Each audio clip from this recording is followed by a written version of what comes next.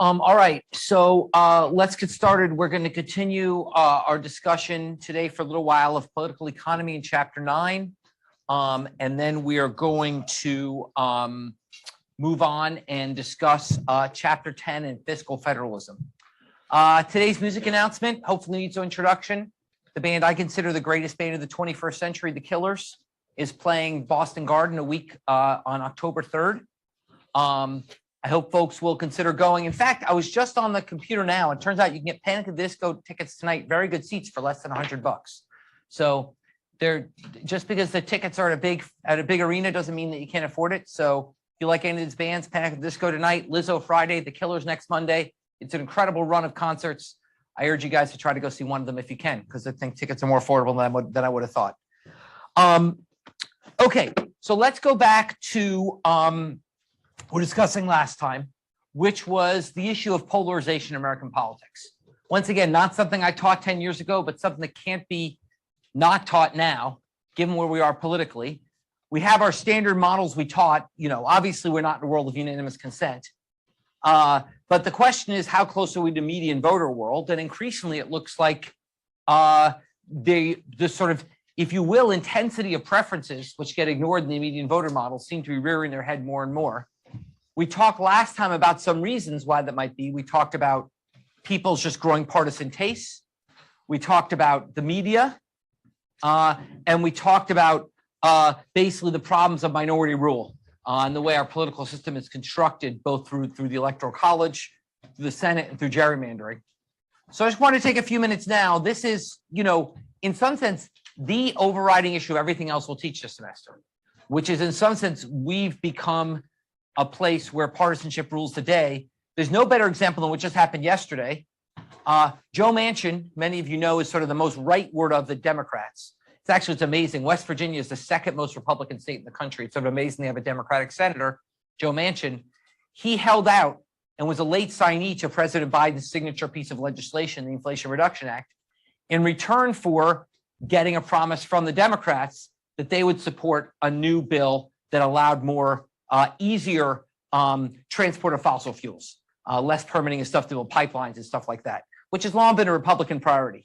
Yet, despite that, the Republicans and Democrats banded together to kill Manchin's proposal because Republicans were so mad at him for voting with the Democrats on for voting with his own party on the Inflation Reduction Act, that Republicans actually went against something which they've long espoused as their policy, which is supporting increased transportation of fossil fuels through pipelines, to punish him for siding with his own party and voting for the Inflation Reduction Act. So I think it sort of illustrates in some sense how fundamentally broken our politics is today by this partisanship. And I just would love to see if folks have thought about that, if they have thoughts about what's causing it, thoughts about what we might do about it. Anyone can solve it. And I'll happily pay up to $100 to anyone who solves this problem for our country.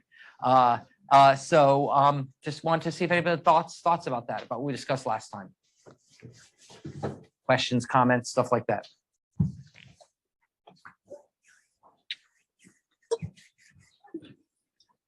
Yeah. I mean, one thing that should be differentiated is polarization among politicians and among voters. Like this was the example of politicians polarizing and those charged from the Senate representatives.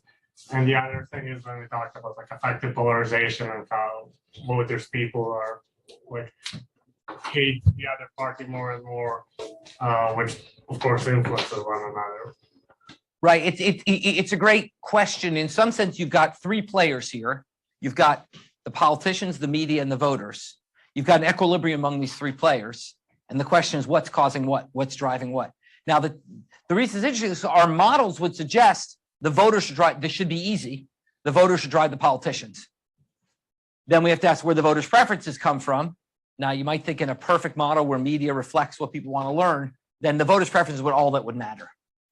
But in fact, it appears that that's not true in a number of ways. First of all, because our political system, fundamentally, the voters of, not the voters, a constitutional Congress of 200 and whatever years ago set up the Senate in a way that reflects minority rule, and that's got nothing to do with voter preferences. So it's clearly not all voter preferences.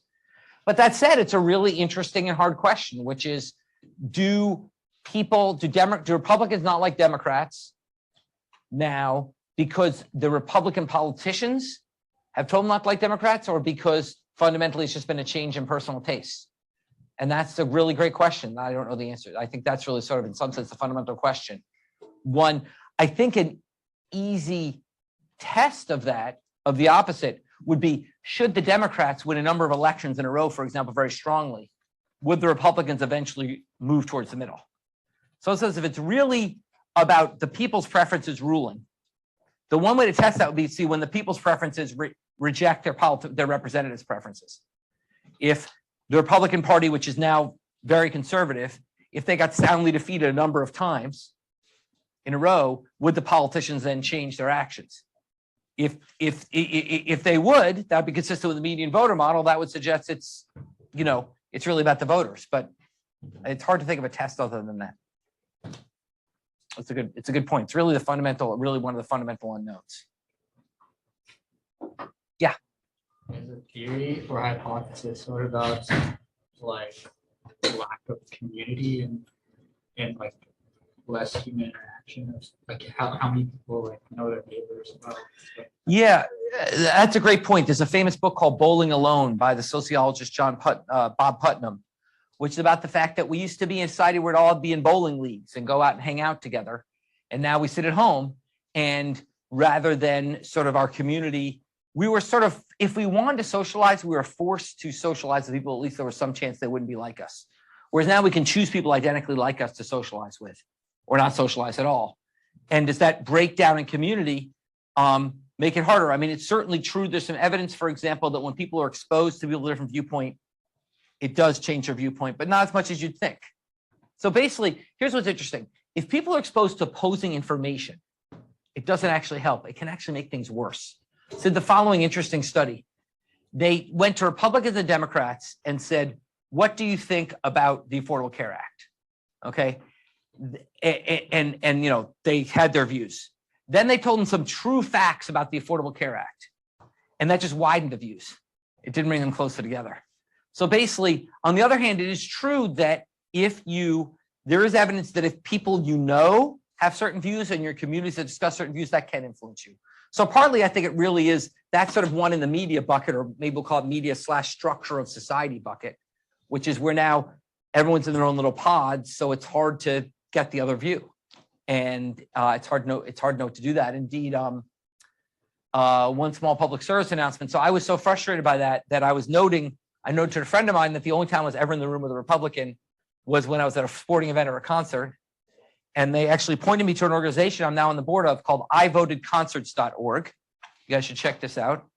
Where's my called ivotedconcerts.org. And what we do is we give free tickets to concerts to people who vote. So it's basically a way to encourage voting. It turns out twice as many people in their 20s go to concerts as vote. And so it's a way to increase voter turnout among young people in particular, through encouraging them. And by the way, any of you can go, you can get free concert tickets, etc., just by showing that you voted, or actually showing that we can't. It actually turns out it's technically illegal to reward someone for voting. So Starbucks, when you tried to give people free coffees, if they had the I voted sticker, and that was illegal. So what this organization does, I wasn't clever enough to figure this out. The organizer was, you get free concert tickets, etc., if you show a picture of yourself outside a polling place, or a picture with a blank absentee ballot, which is legal. You can get concert tickets. So it's certainly worth, if you're going to vote anyway, which I certainly hope you all will. It's a freebie, so I hope you'll check that out. But that's one way we can try to encourage that mixing. What else? It's a good comment. What else? Yeah. This isn't really a way to encourage mixing, but one thing that I did find really interesting was I read this book earlier called Uncivil Agreement, and basically what they were trying to say was that there is, like, because of the fact that like social identities are now very overlapping with political identities, there's just like a different lifestyle altogether with different political identities. So they noted that like Democrats and Republicans tend to go to like different restaurants and like drink different alcohol and drive different cars. And so I thought that was a Yeah. So there's this interesting question of, do Democrats and Republicans actually live very different lives? Not just in terms of their political views, but in terms of where they eat and what they drive and things like that. it turns out that's not as big as you think. Someone actually did a study of the types of goods Democrats and Republicans consume. So the difference isn't so much in the types, it's almost more in the brands.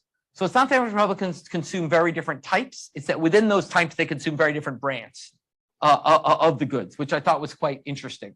So, for example, Democrats and Republicans are equally likely to go out to eat, but Democrats might be more likely to go out to eat for Indian and less likely to go out to eat for something which is American pub food or something like that.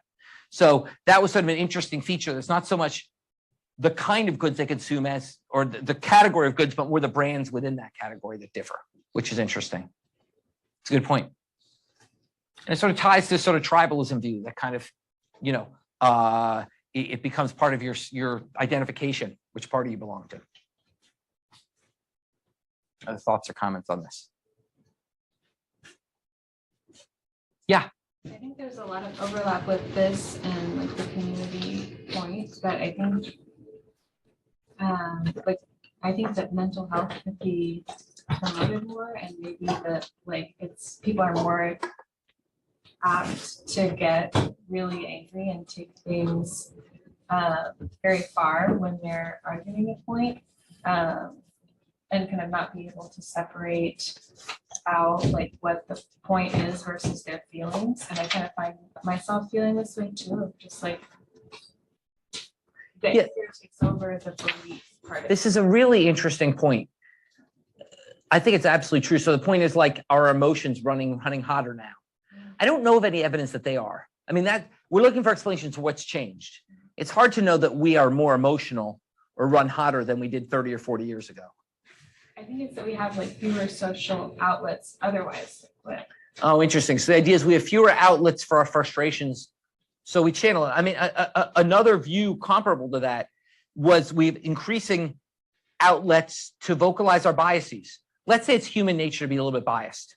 Okay, 50 years ago, you could express that bias in lots of ways and get away with it.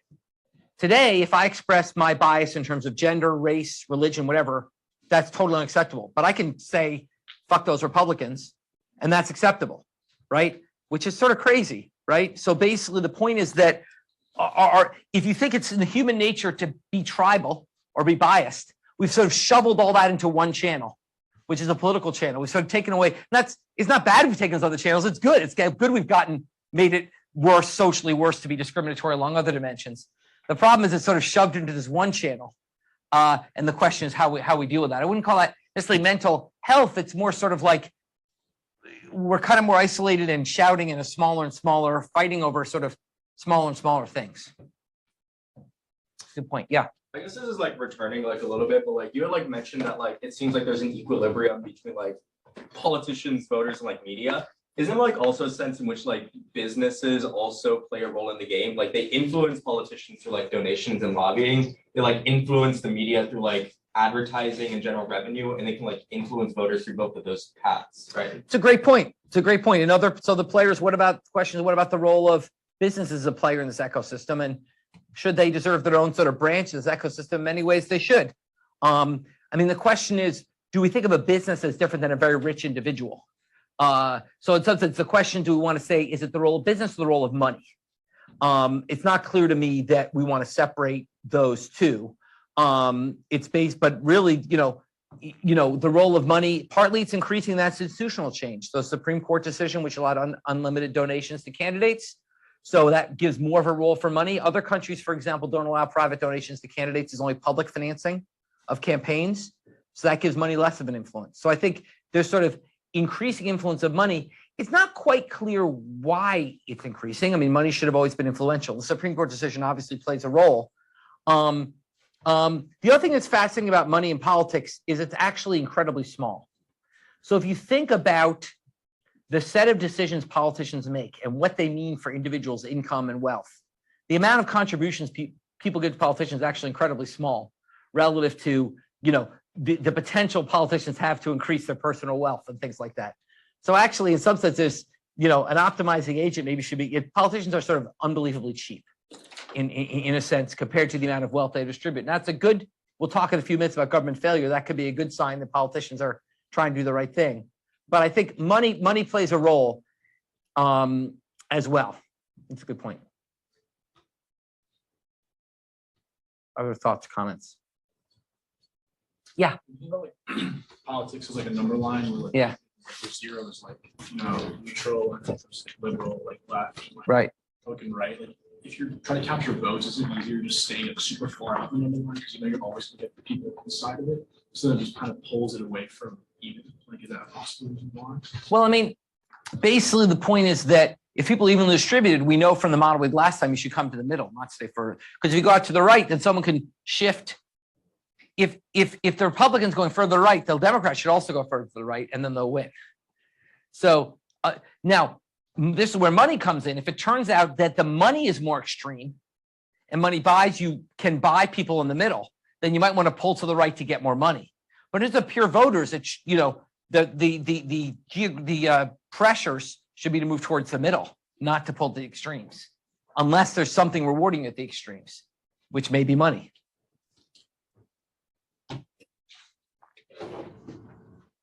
Yeah. Is there evidence like intensity of likelihood of voting for specific voters? So that's it. So the question is, does the intensity of polarization affect the likelihood of voting? Yeah. So I wonder how you test that. So your idea is in races where the two candidates are further apart, the more people vote? Is that? If one candidate is like much more, like, for example, to the right, does it mean that voters more to the right are more likely to vote? Oh, I see. So, right. So what you're saying is this comes to the point made back here, which is the reason to be the right is not just money, but increasing turnout. That if the most passionate people about voting, increasingly, the name of the game, increasingly, the center is shrinking. So for example, today, if you take people who call themselves independent leaning Republican, they are more likely to vote Republican than was someone who called themselves a Republican 40 years ago. Someone who called themselves a Republican 40 years ago is more likely to vote against their party than someone who calls them a right-leaning independent today. That is, the middle's disappearing. As the middle's disappearing, then it really is about, once the middle disappears, it's all a turnout game. It's all about getting more people to vote on your side of the line, which would actually say move more to the right. So that could be what's going on too. It's a good point. Then the question is, why is the middle disappearing? Is that people's fault or money's fault, the politicians' fault, the media's fault? That's how it comes back to that. But it is true, the middle really is sort of disappearing compared to where it was. Yeah.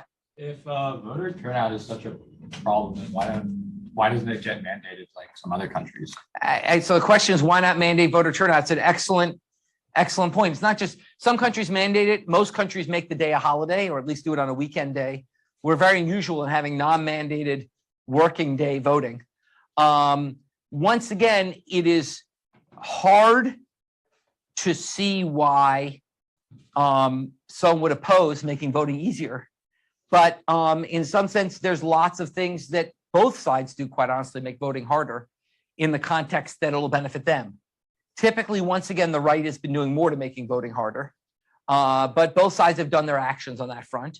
And it's sort of, so basically, I guess I would like to think we could live in a world where we could go to voters and say, look, shouldn't voting be easier? And they'd all say yes. And it'll be a really winning issue to make voting easier. The problem is that many people tie voting restrictions to other things people care about.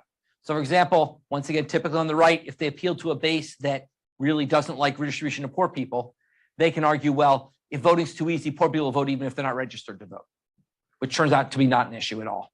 But they can tie it that way. But it is sort of frustrating because it's kind of like, gee, how can you be against democracy? It's like being against democracy, right?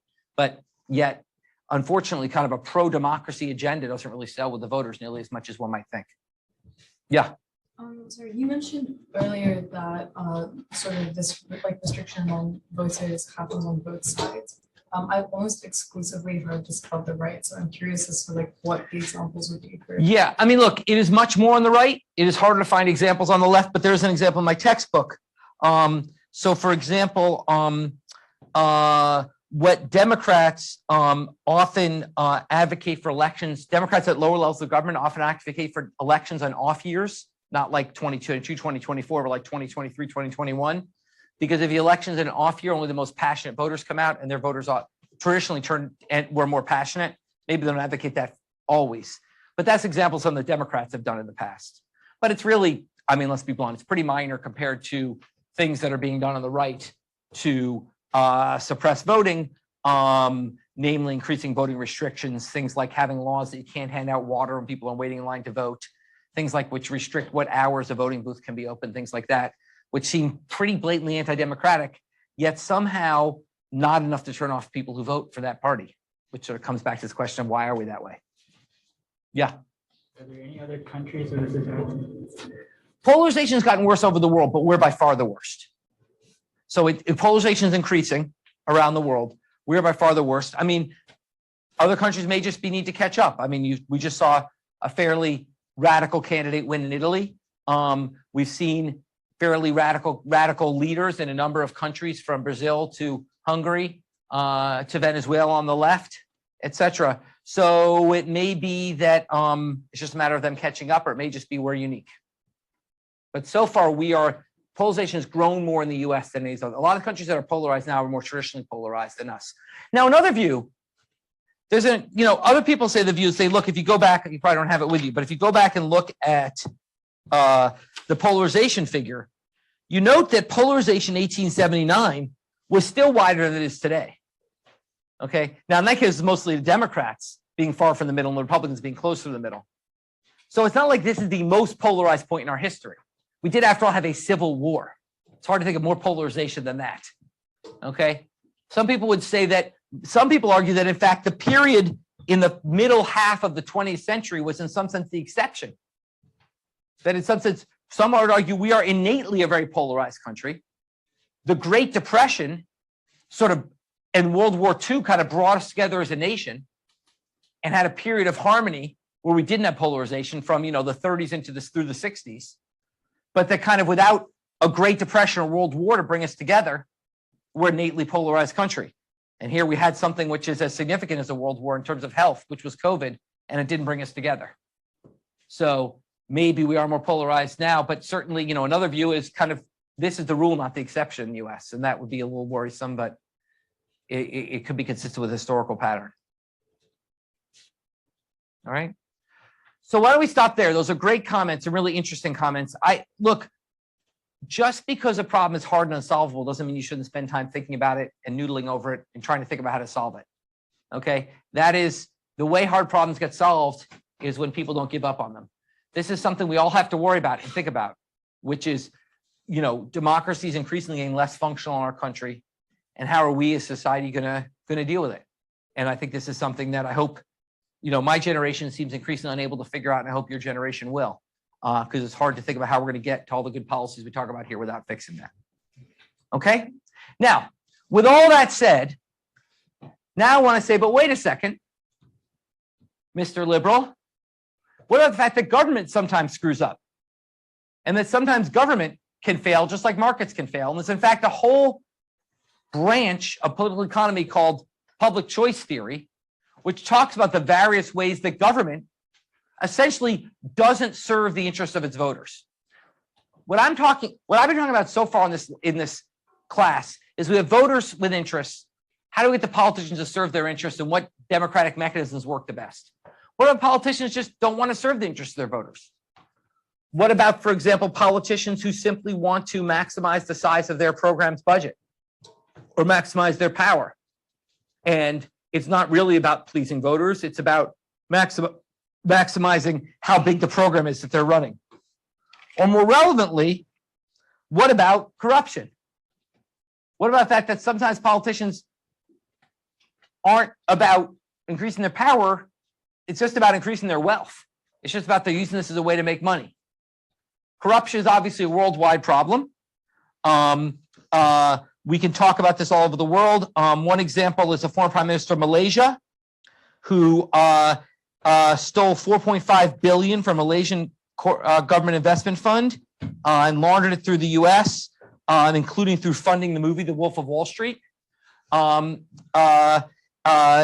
giving extravagant gifts to Hollywood stars, including $12 million in art to Leo DiCaprio from funds that were stolen from the Malaysian people. There's even the king of corruption, I would argue, which is Joseph Mobutu, who took over the Congo in 1965, renamed it Zaire. He took it over in 1965, renamed it Zaire. And the World Bank estimates that between 1967 and 1997, while from 1967 to 1997, world incomes were growing rapidly. World incomes were growing rapidly around the world. Yet in Zaire, the income per capita fell by 2/3 in absolute dollar terms, not just compared to the rest of the world. Literally, people 30 years later had 1/3 as much money as they had 30 years earlier, while the rest of the world had much, much more money than they had 30 years earlier. That's absolutely stunning. And basically, it all went to him. He became one of the richest men in the world with an estimated wealth of $5 billion. Okay? Now, lest you say, aren't we lucky in America we don't have this? We do. Do you have any Illinoisans here? Yeah, Illinois. All right. In 2003, former governor of Illinois, George Ryan, was indicted for selling state contracts to his friends, including, it turned out, there was a scandal where there was a bunch of truck accidents because he'd sold truck driver's licenses to people who didn't deserve driver's licenses, and they ended up killing a bunch of people. Fortunately, there was a reformer on the horizon who would take his place and clean up Illinois government. His name was Rod Blagojevich. Now, you may have heard of Rod Blagojevich because he was just as corrupt. In fact, he's most famous for trying to auction off Barack Obama's Senate seat. So Barack Obama decided to run for Senate. The governor was in charge of picking to replace him, and he literally tried to hold an auction of selling that Senate seat to the highest bidder, and was eventually caught, and he went to jail as well. So basically, corruption happens in America too. It's not in the $5 billion level like it is in Zaire or the Congo, but it's real. And it's a reason why people don't trust government, okay? If probably the most interesting example recently is what happened with COVID, okay? The US government decided to do the unprecedented nature of COVID. It had to get a lot of money to people quickly. Well, in doing so, it didn't use the usual methods we have for checking to make sure the money was distributed properly. And billions of dollars went fraudulently to people who set up fake companies to get fake loans, who filed fake unemployment insurance claims, etc. So basically, this is a problem. The issue is what to do about it. Well, two issues. First is, does it matter? Do we care? At the end of the day, you know, a billion here, a billion there, who really cares? Well, it turns out it matters in a very fundamental way. And this is the sort of thesis behind the book Why Nations Fail by my colleague Doron Acemoglu, which is probably one of the 2 or 3 most important economics books of the last 50 years. Certainly one of the 2 or 3 best-selling economics books of the last 50 years, okay? Which is basically Doron and his co-author James Robinson go through a number of examples describing fundamentally what is it that causes some nations to grow and some not, and arguing persuasively it's not really about particular people. It's about the corrupt institutions. It's about the underlying corrupt structure of those governments. And sort of persuasively looking at countries in Africa where basically the new leader is just as bad as the old leader. Okay, it's not really about the people. It's about the underlying institutional failures. And they have probably one of the most famous economic studies the last several decades. They did with, along with Simon Johnson, my co-author on Jumpstarting America. They did a paper where they looked at why are some parts of the country, they look at parts of the world which 200 or 300 years ago had the same wealth level and the same resources. Okay, 200 years ago, for example, Argentina had the same wealth level as the Congo or Ethiopia or Ecuador. These were all countries that had very similar wealth levels, and yet some today are much, much better off than others. And they argue what happened was it was all about the pattern of colonization. That what happened was when the British and other countries colonized, there were two models. One model was go there, send the British people there, live there, run the country, extract the resources. The other was just extract the resources without living there. And the extract the resource without living there model is much worse for the country because they were never there setting up proper institutions that could foment good government and basically a place they'd want to live. When they lived there, they set a place they want to live with properly functioning courts and legal institutions, etc. When they're just extracting resources, they didn't bother. And they found the places where these colonizers were just extracting resources, not living there, today are much poorer, even though they were very similar levels of development a couple hundred years ago. And so basically, this is really arguing that these things matter. It don't just matter for fun stories like, Blagojevich selling a Senate seat but it matters ultimately for real economic growth, for real long-run outcomes. And this book is an excellent exploration of that point. So that's point one.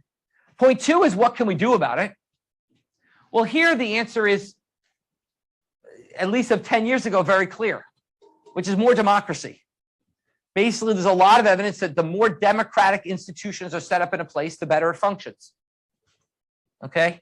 And that basically, that places that have more democratic and institutions where voters have more say and more engagement in society function better. Now, the question is, the US is moving away from that ideal. But once again, there is some positive news and a really cool new study someone did, which is it turns out that judges in the US are often elected, not appointed. Okay? And they looked at, in some places, judges are elected with a party affiliation. And in some places, they're not. In some places, judge run as Republican Judge X versus Democrat Judge X. In other places, just Judge X versus Judge Y. And they found in places where the judges weren't affiliated with a party, the voters were choosing higher quality judges than in places where they were affiliated with a party. Which says that part of what we can do is, once again, try to break this tribalism by breaking more decisions apart from these tribal party affiliations that seem to be driving all this damage in America. Okay? Questions or comments about that? All right. So that's all I want to say about chapter 9. Like I said, in some sense, you know, chapter 9 sort of overrides everything we talk about this semester, because ultimately decisions are made in a representative democracy. But that said, it still is important. It's important not to get so frustrated by the seemingly broken nature of our democracy that we stop thinking about what the right thing to do is. Because you always have to think about what the right thing to do is, even if it seems impossible to get there, because eventually what's impossible becomes possible. Okay? And that's why we spent a lot of the semester talking about optimal this and optimal that, even though it seems like our political system is designed to get at that. And what we'll do now is we're going to turn to chapter 10, and we're going to be optimal. We're going to talk about is optimal fiscal federalism.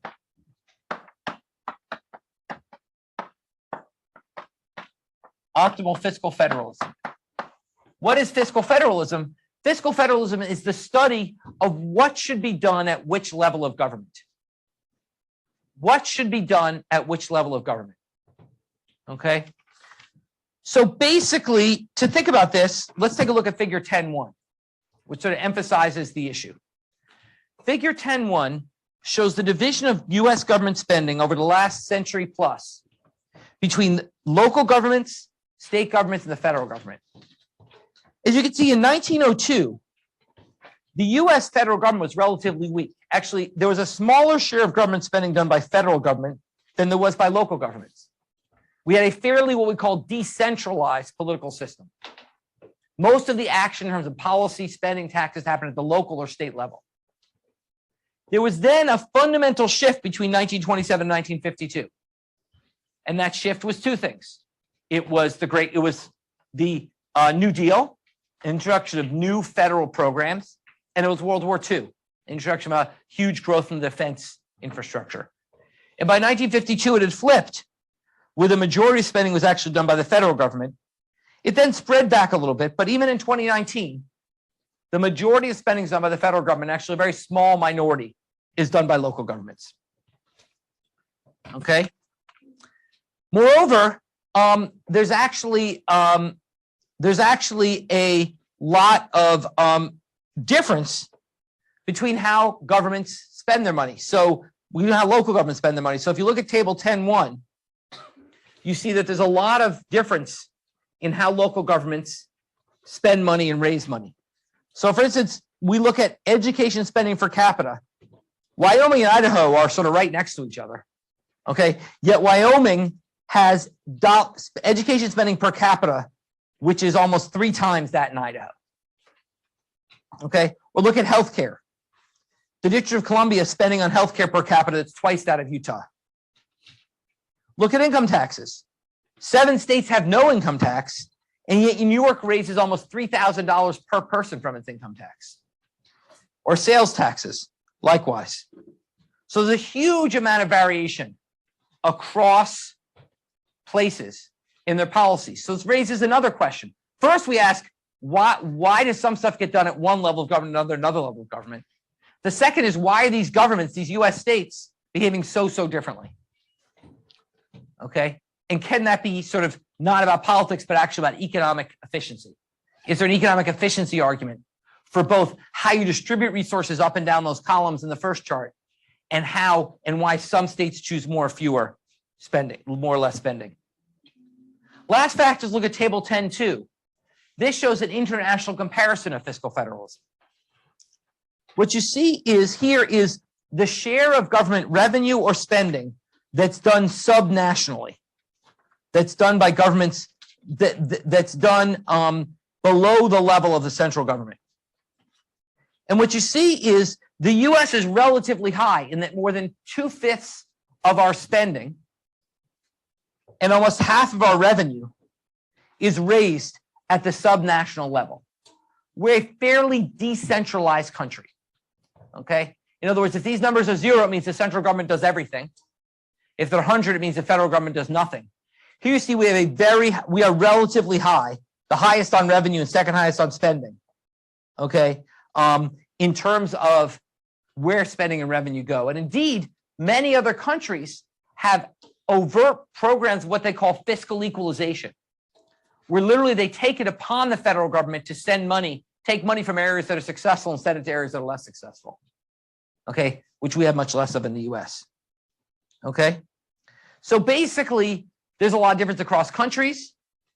There's difference in the US over time, and the difference in what money's got spending on. So what we want to do is ask, how does this all arise? And to do so, we have to start with the theory of optimal fiscal federalism, okay? And the theory of optimal fiscal federalism all comes back to this guy, Thibault, okay? Thibault was, I'm sorry, T-O-U-T.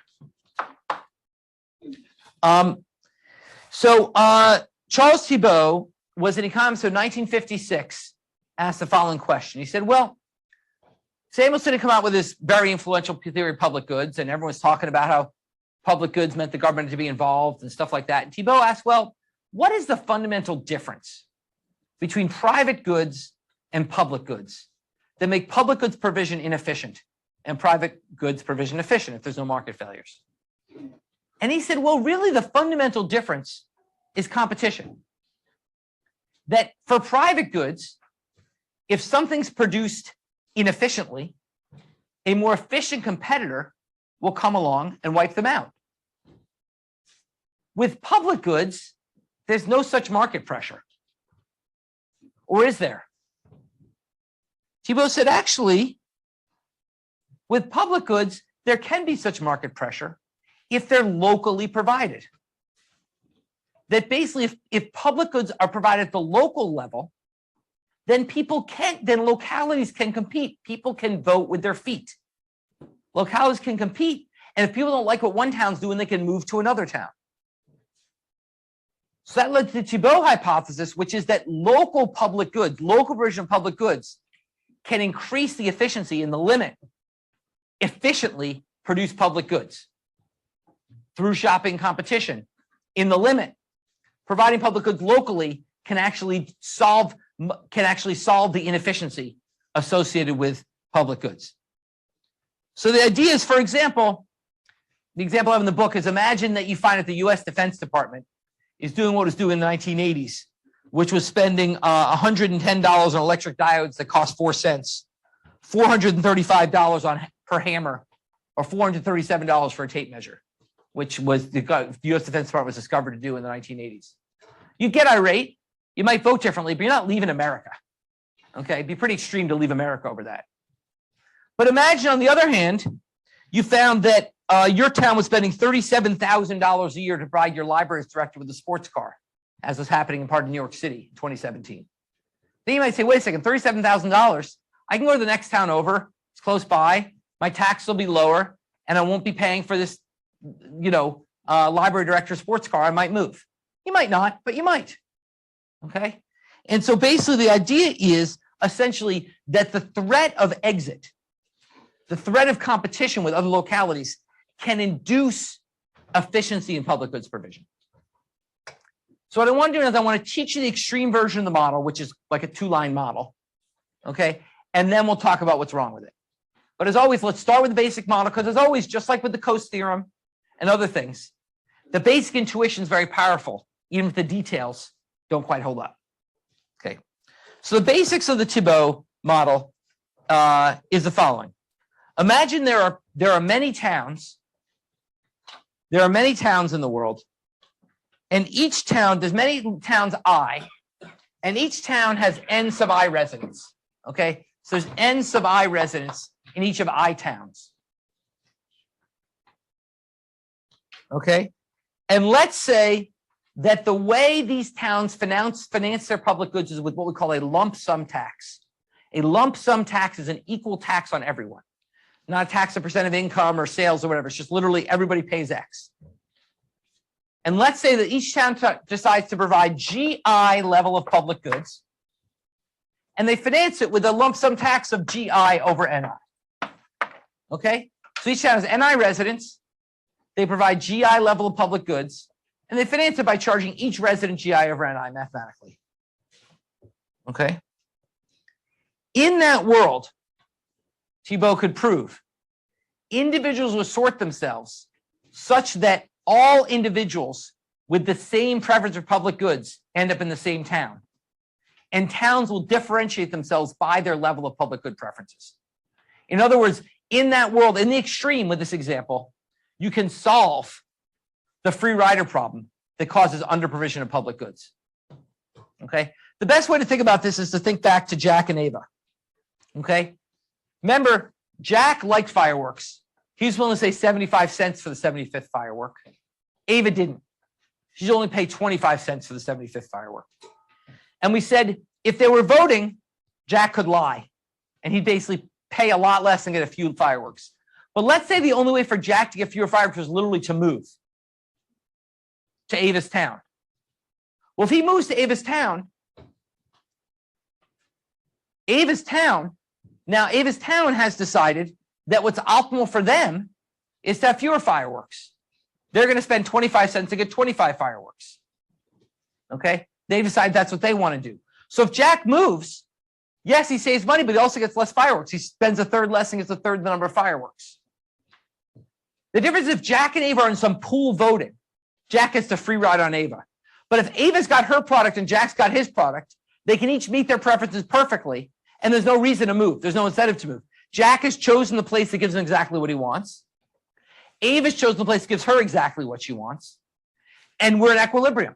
There's no incentive to move. Everyone like Ava who likes fireworks that amount pays that much and gets their fireworks. Jack doesn't want to move there because by moving, he gives up all these fireworks and doesn't get any free rider benefit. He pays less, but he gives up all the fireworks.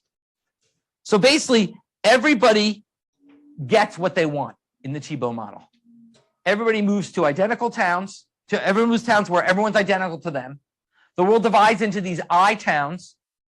Think about I towns divided into preference for fireworks. Some have 10, some have 20, some 30, some 40. And when you're moving there, you pick which town you want. Are you a 40 firework guy or a 30 firework guy? And in that town, they provide the fireworks efficiently because everyone values them the same. So everyone values them the same, you charge everyone the same, and you're done. Okay? That is an incredibly informal proof of the Thibault hypothesis, Thibault model. Okay. So what this says is we can solve the free rider problem and get, essentially it's an implementation of the Lindahl equilibrium. Remember the problem with the Lindahl equilibrium is we'd ask people and they could lie. Here there's no incentive to lie, you just move to where you want to be. There's a real revelation of preferences. In other words, Thibault says we solve the preference revelation problem through moving. Okay, that's the insight of his model. We solve the preference revelation model problem through moving. We solve the preference aggregation problem because everyone's identical. So we know what they want.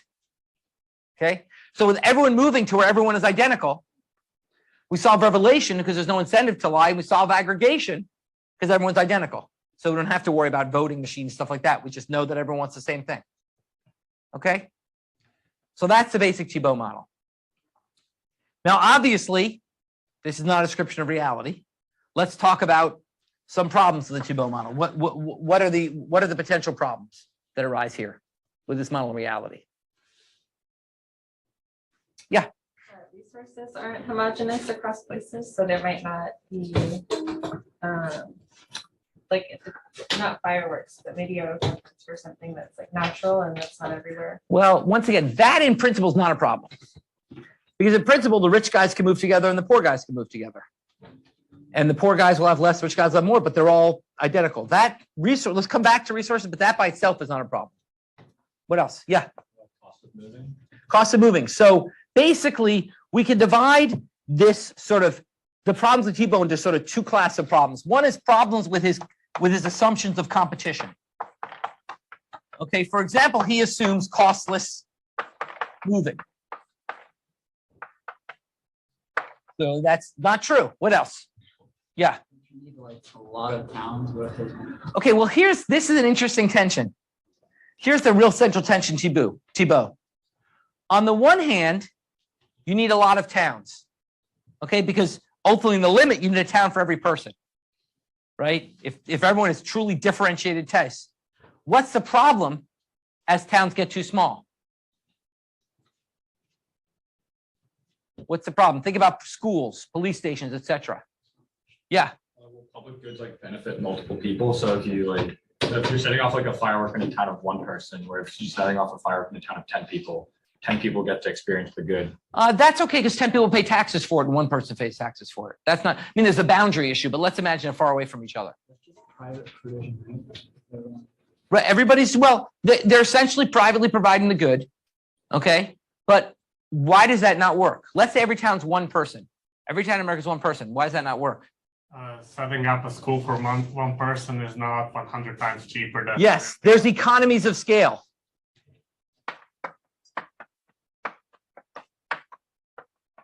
So on the one hand, you want towns to be small enough so people are identical. On the other hand, you need big enough to efficiently produce the public good. So there's a sweet spot T-Bow needs to hit, which is you need towns big enough. You want a school for one person. Is 100 people efficient, 200 people, whatever you need. You need essentially big enough to efficiently provide the public good, but small enough people have identical preferences. Okay. Okay. So that's so there's moving costs. There's other things, imperfect information. People need to know. I don't know necessarily what. It's all the problems we have with perfect competition we have with T-Bow competition. T-Bow essentially takes our 1401 model of perfect competition and applies to shopping across public goods. And we know all the problems with that model. Okay, so that's one class of problems of the T-Bow model. But there's a second class of problems, which is financing.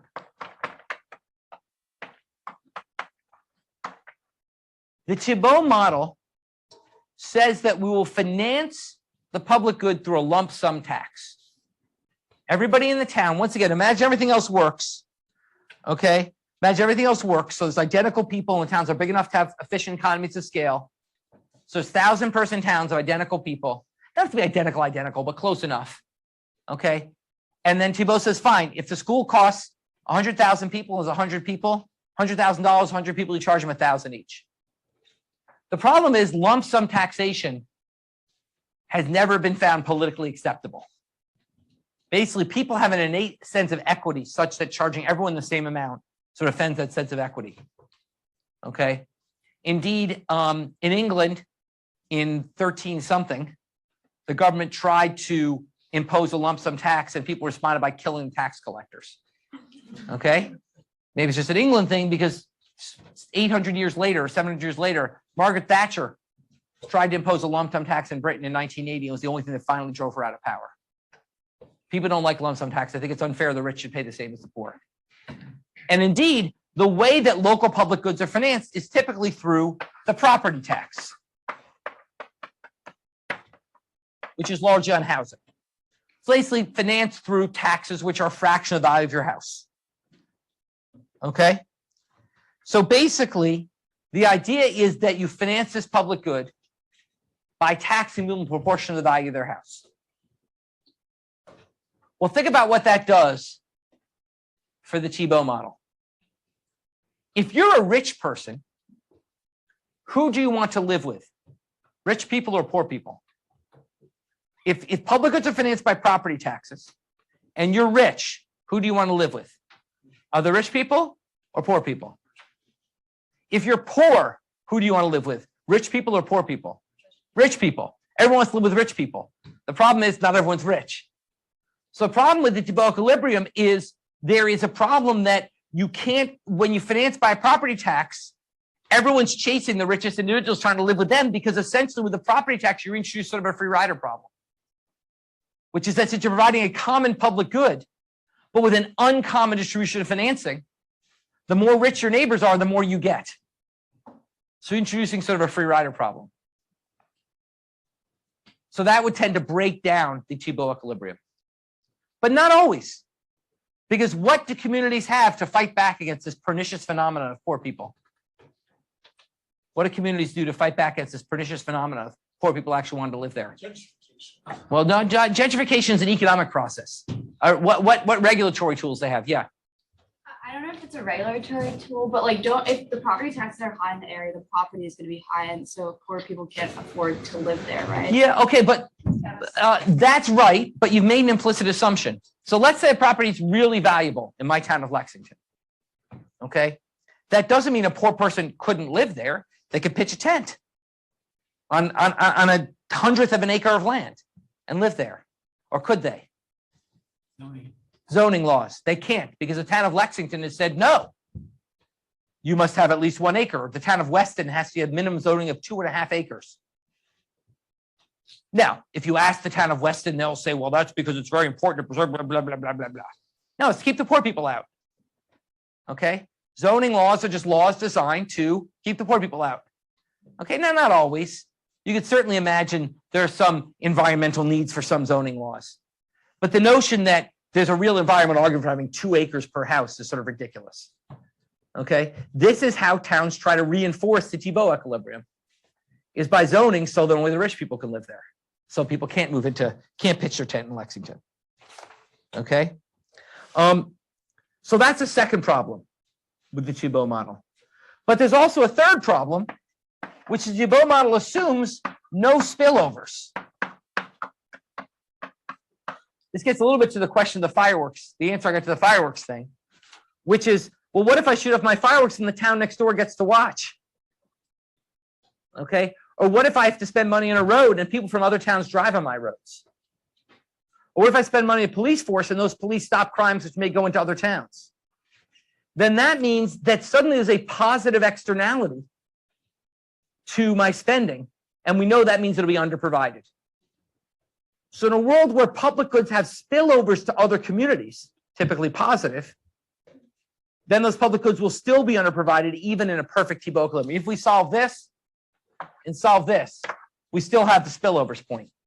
That basically if there's any spillovers to public goods, which there almost certainly are, especially as communities aren't that big, then you're going to underprovide because you're not going to account for the benefits you're providing to other communities through providing that public good.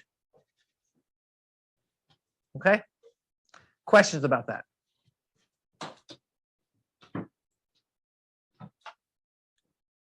Okay, yeah, go ahead. It seems like, although like the Thibault equilibrium is like more efficient in the sense that like nothing will be underprovided, like would it not be like better in a value sense to just have everyone in the same place anyway? Like even if it'll be underprovided, the public good will still like help more people overall. Well, you're ignoring the fact that it has to be financed through taxes. If manna came from heaven, you're right, but paying taxes is bad. People's utility falls when they pay for things. So you're saying wouldn't it be better for all grouped together? Should be better for the poor guy, but could be worse for the rich guy. The rich guy's got to pay a lot of taxes. He's not getting that much. Let me actually come back to that. Actually, it's a great segue. So let me come back to that in 10 minutes. Hold that thought. Other questions about this? Okay, so let's actually ask, so to what extent does Thibault really apply in the real world? Given all these problems, is there any merit to this view? And the answer is, once again, there is a lot of merit to Thibault. It doesn't explain the world, but it has a lot of explanatory power. It doesn't fully explain everything, but there's a lot of power in explaining some things. So for example, what would Thibault predict? Imagine you had 2 kinds of suburban regions of a city. You got a city, 2 different cities. One's got suburban regions where the suburbs themselves are drawn with very big boundaries. They cover large areas. One's got very small suburbs, a much larger number of small suburbs. And each of these suburbs make their own rules. What would Thibault predict would be different in these two different kinds of, what sort of differences would Thibault predict you'd see in these two kinds of areas? One area with these big, broad suburbs that cover large land masses, one which a lot of smaller suburbs. What would Thibault predict that, how would life differ in those two areas, according to Thibault theory? Yeah. It might just be like less efficient in the one of the larger suburbs. You think in the larger suburbs, well, what would Thibault predict about the similarity of people who live in each suburb? Like how similar would people be in what? Imagine the populations are the same. It's just one has a big area and one has smaller areas. Less similar in the one is larger suburbs. People in the area with bigger regions would be less similar than people where there's a lot, because it'd be harder to sort because you got to drive to work. So it's gonna be harder to sort when you've got a really big distance you've got to cover than a little distance. So in Boston, with 1 million little suburbs, the footprint of the city of Chicago, if imposed on Boston, would include Boston and our nearest like 50 suburbs. Okay, we have, compared to other cities, we have tiny little suburbs all next to each other. Well, that's what Thibault would predict in Boston. Then people will be more similar. You'd see more differentiation than when there's just one, when there's big things with this, where it's harder to choose, harder to vote with your feet. Likewise, Thibault would predict, what would Thibault predict about the satisfaction with public goods in the two different types of areas? In Boston or the other city, would people be more or less satisfied with public goods, with level of public goods provision within their town? Yeah. More satisfied here because people are more likely to be able to choose. Yeah, exactly. You know, in Chicago, it comes to your point. We'll come back to your point about covering large areas. Chicago, you sort of can't choose. If you want to look at downtown Chicago, you got to live in Chicago or commute an hour. In Boston, you can live in, you know, Wellesley's next to Weston, and they're virtually identical in terms of commute times, and you can choose. Okay, so basically, and that's all true. It's true that in areas with more tightly packed little suburbs, people are more homogeneous within the town, and people are more satisfied with their level of public goods than when there's big spread out areas. So that's consistent with Thibault. Now, it's not, you know, it's not the strongest evidence in the world, so it's consistent. Much stronger evidence comes from another front, which is quite interesting, which is we talk about people voting with their feet, and that the way a town would realize they'd screwed up. Let's say a town screwed up by giving a $37,000 sports car to its librarian. Okay, we say the way they would know is suddenly a lot of people would start leaving. But actually, what would happen even sooner than that?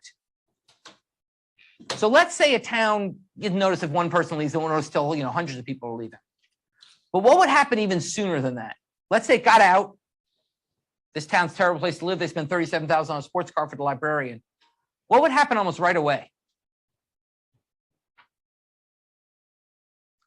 Maybe even before people moved, or certainly as soon as they started moving.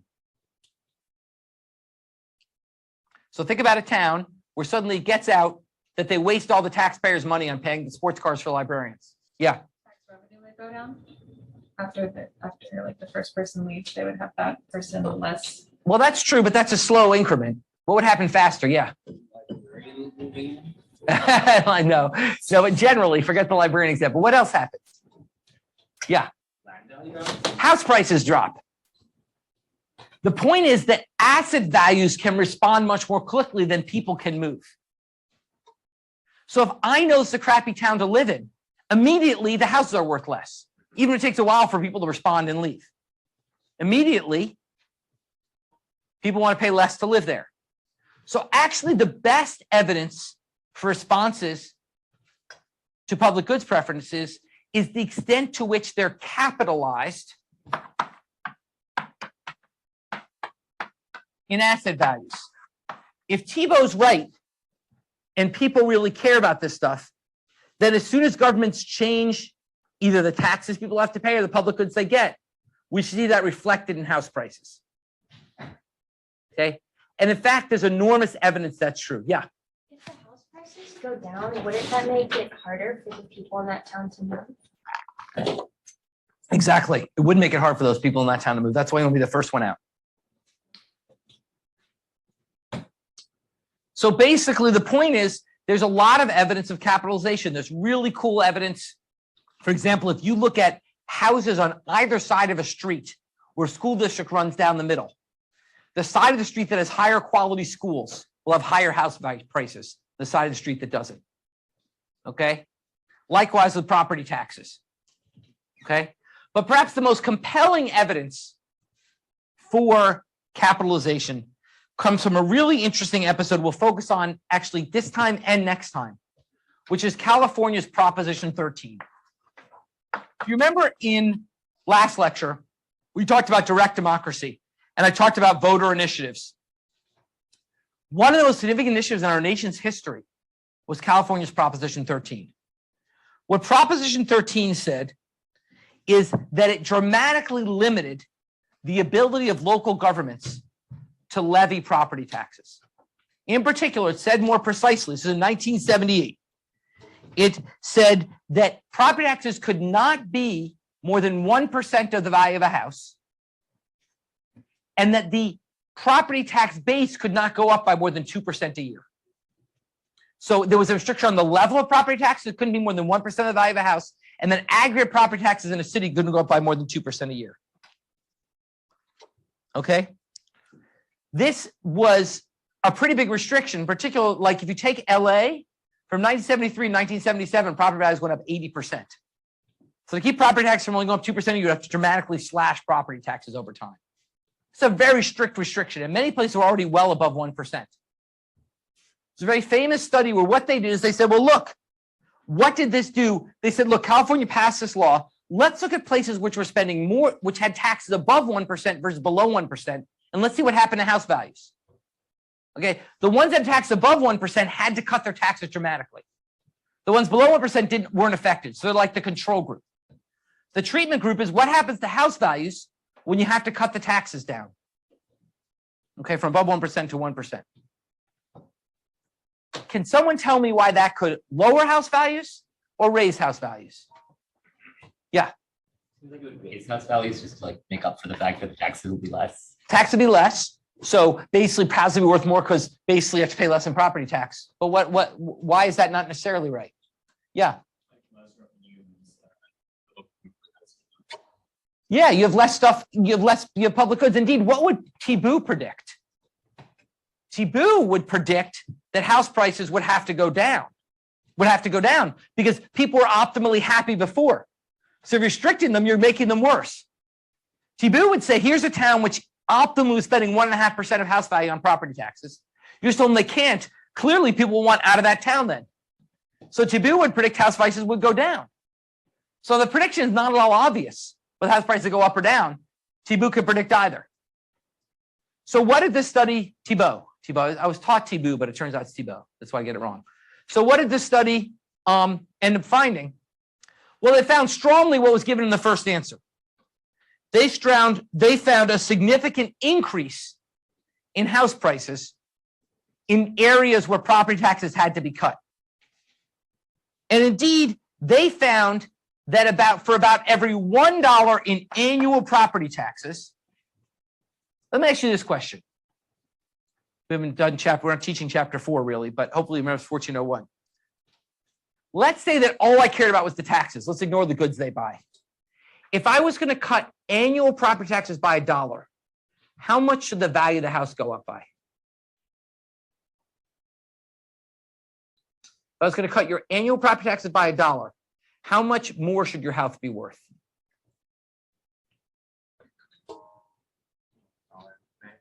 What?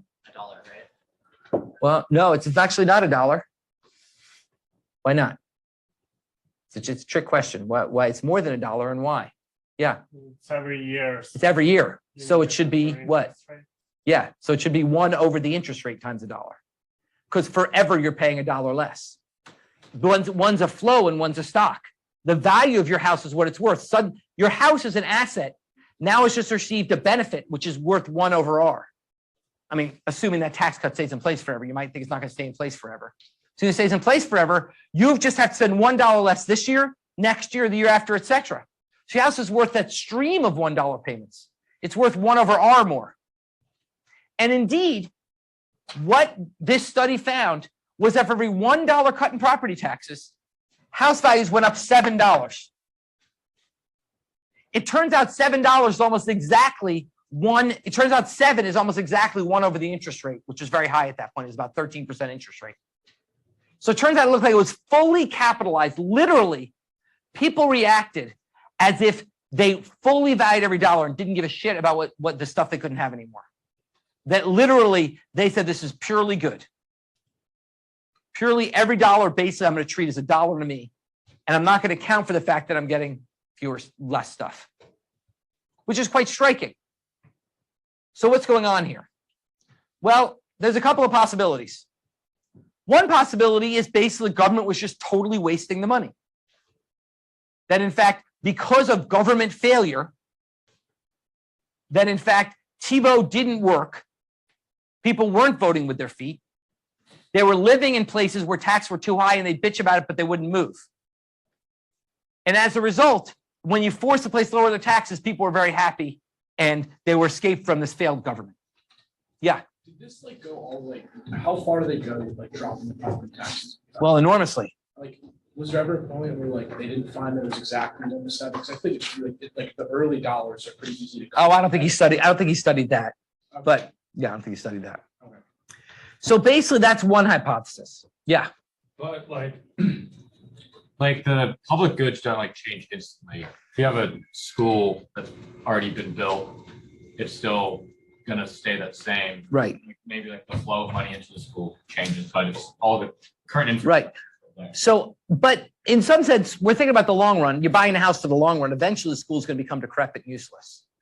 But related to that answer, another view is they thought, well, this is just a temporary cut. And now, if it's temporary, it shouldn't be 1 over R.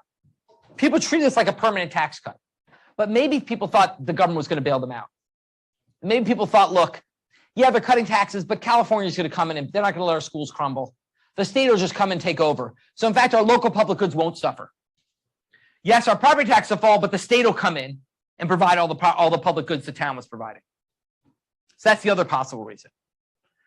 Well, it turned out that public goods in California got significantly worse. How many people here went to public school in California? How many people went to private school in California? Okay, well, that's unusual. California used to have California used to have one of the very best education systems in the country. It's now ranked about 42nd in the country because spending went down so much. And it turns out, as we'll learn next chapter, spending matters for educational outcomes. And a lot of people just escaped this and sent their kids to private schools. Okay, so basically, this did lead to a significant deterioration in at least one public good, which is the quality of schooling. Okay. Questions about that? All right. I want to cover one other thing before we stop, but you come back to the question this gentleman asked here about, well, wouldn't it be better off if we're all sort of pooled together? Another way to say that is, well, shouldn't we could pool together, or effectively equally, we could redistribute from rich communities to poor communities. Even better, I think, than pooling together would be to say, look, we want to make sure people have enough public goods. Should we redistribute like other countries do? Redistribute across communities. So basically, just some facts. In Massachusetts, the town of Lakeville raises $9,000 per student in property taxes. The town of Carlisle raises $24,000. Now, partly Lakeville is lower taxes, but partly houses in Carlisle are worth 3 times as much. Is that fair? So if I'm in Lakeville, I'm in a town with houses that are worth 1/3 as much. My education spending, let's assume education spending is productive. We'll come back to that. My education spending is 1/3 as much. Is that fair? Should we say no? People in Carlisle should have to kick in something to people in Lakeville, because the poor people in Lakeville is unfair to them just because they're in a place with low property values. They have shitty schools. Well, what would Thibault say? Well, what would Thibault say about whether we should redistribute? Someone else. What would Thibault say about whether we should redistribute? Yeah. It would be inefficient. Yeah, T-Bow say, well, that's what people have chosen. People in Lakeville don't want good schools, so they've chosen to have, places with cheap housing and bad schools. People in Carlisle are supposed to have expensive housing and good schools. That's a choice. Let it ride. Okay? So basically, we should only care about community differences to the extent that the T-Bow model fails. Okay? So basically, if the T-Bow model was absolutely correct, we shouldn't care. People would reveal their preferences, we should be done. We shouldn't say, well, the guys with big screen TVs should have to give money to people with little screen TVs. People chose how big a screen they wanted their TVs. We shouldn't interfere with that. Why should we do that with another good, which is your public goods you choose? Now, of course, as we've discussed, the T-Bow model doesn't hold in reality. So the first issue is we want to care about redistribution across towns to the extent the T-Bow model doesn't hold. Okay? Because in that case, we actually do care. Now, it doesn't tell us what we want to do yet, but at least says there's a reason to be concerned. The second reason that we care is potentially externalities, which is, I guess, it's another reason the T-Bow model fails. Basically, the bottom line is for all the reasons the T-Bow model fails, we might care about redistributing from rich to poor towns. And this matters incredibly right now in the US because of something economist Enrico Moretti has called the Great Divergence. So as an economist named Enrico Moretti at Berkeley, and he's done the most important work in a long time on looking at cities and how they function and how they grow. Okay? So basically, we've seen an enormous change, okay, in how concentrated economic activity is. So in 1980, the top 8 cities in America, okay, I'm sorry, the top 20 cities in America, the average earnings was 25% more than the rest of the cities. You take all the cities in America, cut out the top 20. The top 20 people earned about 25% more than everywhere else. Okay? In 2016, people in those cities earned more than 50% more than everywhere else. In 1980, 8 of the top 20 highest earning cities in America were on the coast. Today, 16 of the top 20 highest earnings in America are on the coast. Okay? We're basically diverging both geographically and in income sense. Okay? Now, this is sort of weird because in the standard economic model, this should be a self-correcting phenomenon. A standard economic model would feature convergence. It would basically say, look, some places grow a lot, they get big, they get crowded, stuff gets expensive, people want to leave. And they go find a new place. You say, hey, look, it's cheap to live in Columbus, Ohio, Rochester, New York. Rochester, New York, the average house price is $170,000, which is less than a third of what it is here in Boston. Let's go move to Rochester and start working there. Okay, weather's not that different. The difference, in Moretti argues, is what's happened is we've become an economy that is dominated by knowledge industries. And knowledge industries feature significant agglomeration. Agglomeration is basically the notion that the more you have of something, the more productive the next unit is. It's increasing returns to scale. Agglomeration. And the forces of agglomeration basically means that when there's more talented workers in one area, it makes it more attractive as a talented worker to go there. Because, for example, there's more job opportunities, there's more people to date, okay? There's more coffee shops. Basically, all the stuff nerds like, the more nerds there are, the more nerds want to move there, okay? And basically, the bigger it gets, the more that happens. Because basically, if you are in Kendall Square and you're at a restaurant, next to you someone who works at another life science company, you can talk to them, maybe move to a better job. Okay, you can learn about something that might help you make your job better. That's not going to be true if you're the only life science company in the whole city of Rochester. Okay, so these agglomeration economies basically are going to lead to divergence. They're going to lead to divergence. You're naturally going to diverge where places that have a good start and have the tech jobs are going to get more of the tech jobs. Indeed, this is sort of a stunning fact, 75%, if you define high-tech industries, 75% of all jobs in high-tech industries in America in the last 15 years have been created in 5 cities. 75%, 3/4 of our whole country, of all the high-tech jobs in our country have been created in just 5 cities. Okay? So basically, now, in some sense, that is by itself not a problem. In fact, that could be a good thing. Agglomeration economies mean that there's efficiency of people living together. Indeed, Moretti's done a recent study where he finds that if a scientist moves to a place with more scientists of their type, they're more productive, they have more patents, they invent more things. So actually, it's great to have agglomeration economies is a good thing, right? We can put people together and they're more productive than they are apart. Okay? Except that there's a countervailing force. The countervailing force is that you need places for them to live. And what that means is these cities that are growing need to build more housing.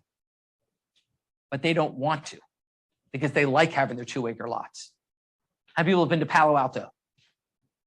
Palo Alto, lots of little, Palo Alto, probably the most valuable city in America, right? It's all little 1-level houses.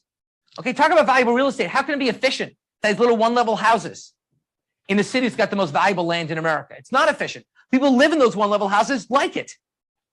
And they don't want big apartment buildings. So the problem is, it could be very efficient to have all Americans live in 5 cities. Maybe that's ultimately the way it should be. But only if we can actually have the housing there to house them in an affordable way. So the problem is with this tension of more people want to move to these places. Okay, so let me ask you actually this guy's question. No right answer. I'm just curious. See if how many of you want a job? Imagine you could choose to live anywhere in the country. How many of you want a job someplace other than Boston, New York, DC, Seattle, San Francisco, LA? How many of you want a job somewhere other than that as your first choice? 1, 2, okay, 3. That's about right. I have never asked a group all over the country. I've never asked as a group of students and gotten more than 10% saying yes, saying they want to live someplace in those 6 cities. That's pretty incredible, right? Yeah, I'm mostly speaking at good universities and such, but still, the point is people want to live in those cities, but the cities don't want them. They're not building the housing to allow them to move there. Okay? So you have this problem that basically, because of agglomeration, to be efficient for everyone to live in these tech hubs. But the problem is that essentially they are not building the houses. So for example, the median house value in Palo Alto in 2020 is $3 million. That's the median house in the city is $3 million. Okay? Despite this, they're not allowing new building in Palo Alto. Okay? Or for example, consider Manhattan. In Manhattan in 1960, 13,000 new housing units were permitted. During the entire decade of the 1990s, less than 13,000 new houses were permitted. Basically, these cities aren't growing to meet the demand. So this is the tension, that basically agglomeration forces are stronger than T-bow forces right now because people want to live in these places. Okay? And we are, as a result, inefficient. So in fact, Moretti did a study where he estimated if all the workers in America could live in these tech hubs, we would be 50% more productive as a nation. Okay? That basically we are losing out huge opportunities because we're not benefiting from these agglomeration economies. Yeah. Don't the cities themselves benefit from high income workers coming to their city?